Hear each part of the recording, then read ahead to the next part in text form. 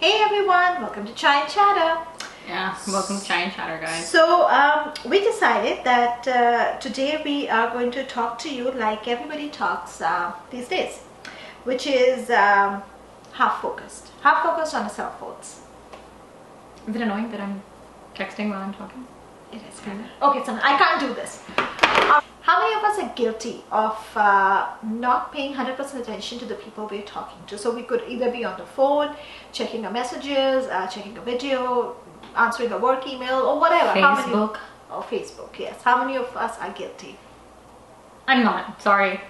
You're a liar. I am not. Yes, you are. I know you do that. I'm guilty of other things. I may make everything about me, but I'm not guilty of being on the phone while I'm talking to people. Actually, I can vouch for that because there have been times when I have texted someone and she has not even checked the message for 3 hours because she was. Yeah, I don't know where my phone is. So I probably can vouch for that.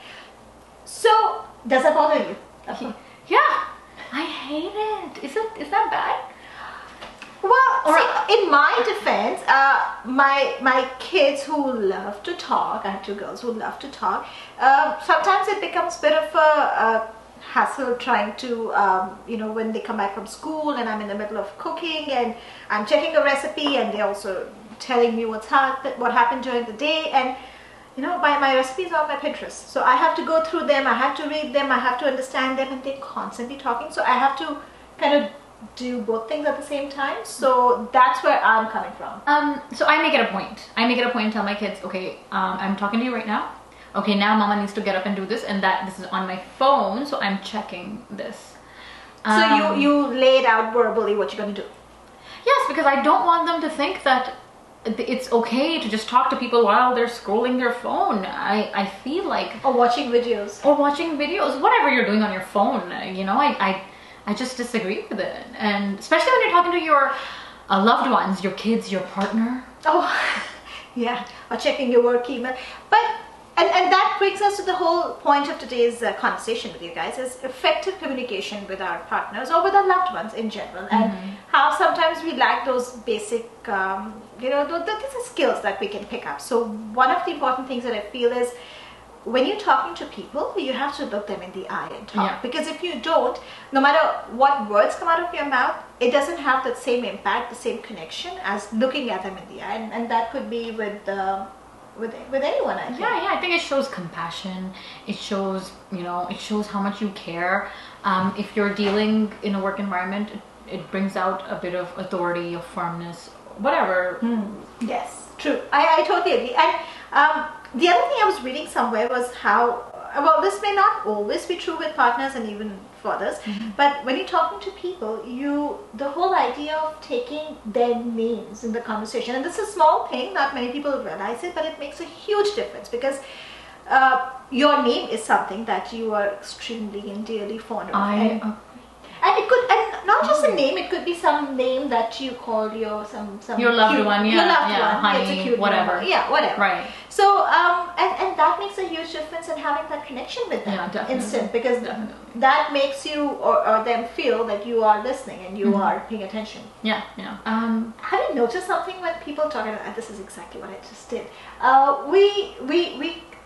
When sometimes we don't let them talk enough, and we kind of when somebody's talking about something and they say, oh well, this and this happened with me today, and you say, oh, you know what, that's exactly what happened to me, and then you take the 2 cents. Yes, and not just give 2 cents to it, we just take the conversation away from them to ourselves. So now, that is what I am guilty of.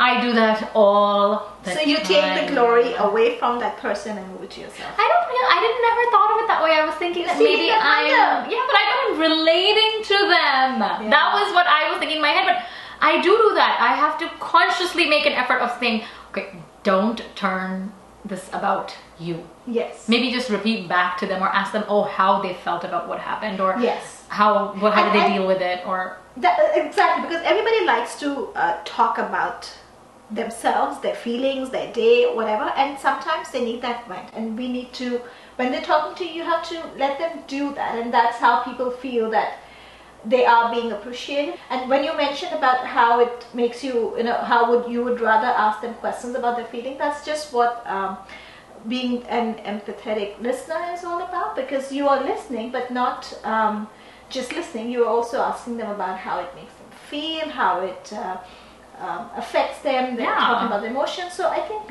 I think these are very important things. Looking people in the eye. Yes. Saying their name, maybe. Yes. Or whatever you refer to them yes. by. And be an empathetic listener. Let them talk. Let them. Yes. And do ask questions, but those questions should not move the conversation to you. We are ready to shoot a romantic scene with all this. Yeah, and we look forward to hear about how you listen to your partner. Or you don't. Or you don't. And what about our cups? Oh, yes. So, before we end, we got our cups. Yes. Chai. And chatter. As you can make out. All right. We'll catch you guys later then. Bye. Bye.